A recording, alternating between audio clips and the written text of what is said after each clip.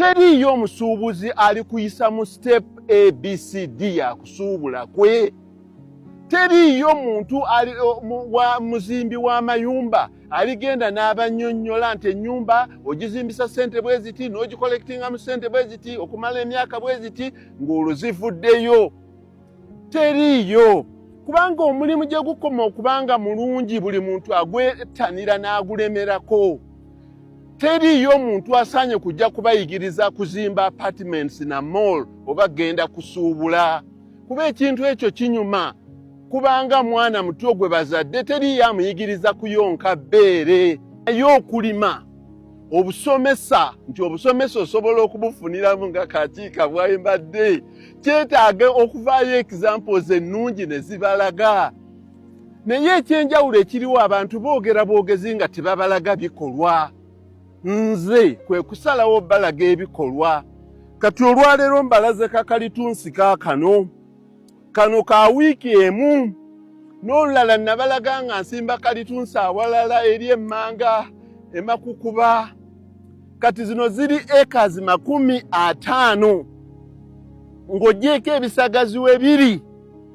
Nzisimbyemu kalitunsi. Baabali bali mmanga eri.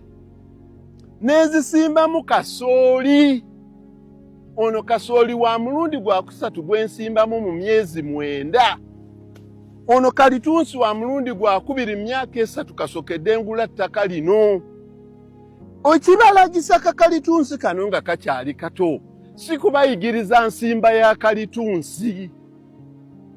Bw'oba oyagala okuyiga tebayigira wano ku TikTok. Olina kutambula n'ojja n'ogenda wonna w'ogenda okuyigira. Naye ku TikTok osobola okufuniramu endowooza eyinza okutegeeza ebintu bitambula bitya. Mohamed Kakiika agezaako okubalaga nti buli kintu kyonna kasita okinywereramu okifunamu. Mohamed Kakiika kati nkulaga akati kano olwaleero 10 olwaleero lwa 6 ziri 17 18. Akati kano Mungu ng'atutaddewo nja kukakulaga oluvannyuma lw'emyaka egi. Kuba no ngenda kukuba bw'emiti emitwalo nga 8. Nze nsimba mingi n'entemamu kuva ku myaka 2 n'endeka wentuukira myaka 3.5 nga ntema buloddo. Gwe tolina ttaka tekikwetaagisa kati kuwankawanka nnyo nange njagala okusimba kalitunsi emitwalo 8. Nze sizoni eno weegenda okuggwerako nze buli sizoni nsimba kalitunsi emitwalo 10. Ate n'entema kyova olaba nga ndiko akaseko. Kati gwe tekikwetaagisa naye njagala ofumiitirizeemu nti laba omusajja ono bw'ayiiya temyewo kalitunsi emyezi 9 egiyise. Azizaamu kasooli rutu ataddemu kasooli rutu esooka kuba emiti gyali gikyalimu.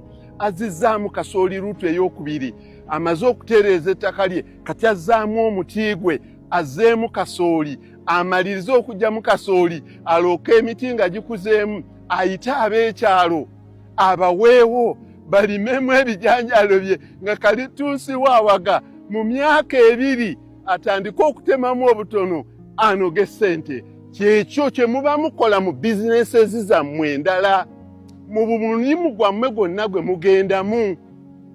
Naye ate ng'akyasomesa. Ekyo ekyokusigala nga nsomesa. I am trying to defy the odds. Ngezaako okulaga abantu nti temubuukabuuka ku mirimu gyammwe. Abantu bano ba motivational speakers ababa kakasa nti bw'oba olina gy'okola tosobola kugaggawala. Njagala yenna ayagala debate. Njagala ntuuze naye andagoba Kakiika siri mugagga ng'ate nkyasomesa. Ekyo kikyamu abaana mulemere ku mirimu gyammwe. Bwe kiba kyetaagisiza okuvaako ogende mu bizinesi genda. Because truth be said, bizinesi ze zisinga okugaggawaza. Naye n'abasigadde ku mirimu gyaffe ne tugikola bulungi oba oli looya oba oli dokita oba oli ani. N'osigala ku mulimu gwo ogukola bulungi naawe ogaggawala. Kakiika is a living example ng'agaggawadde tabbangako.